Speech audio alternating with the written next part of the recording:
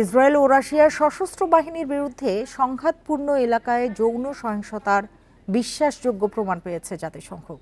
আগামী বছর তাদের সশস্ত্র বাহিনী জাতিসংঘের কালো তালিকায় উঠতে পারে বলে সতর্ক করা হয়েছে।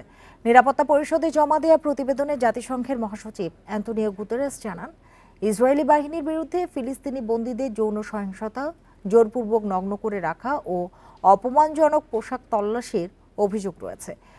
বান্ডেল থাকলে প্রতি সেনমানিতে টাকা বাঁচবে। বিকাশ সেনমানি বান্ডেল কিনে জিতুন প্রতি লেনদেনে। পর্যবেক্ষকদের প্রবেশাধিকার না থাকায় পূর্ণাঙ্গ যাচাই কঠিন হয়। এসব কার্যক্রম অবিলম্বে বন্ধ, নিরপেক্ষ তদন্ত ও সেনাদের জন্য স্পষ্ট আচরণবিধি প্রণয়নের আহ্বান জানান তিনি।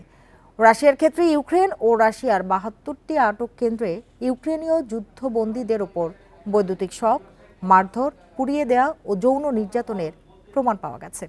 এ বিষয়ে জাতিসংঘের সঙ্গে কোনো সহযোগিতা করেনি রুশ কর্তৃপক্ষ।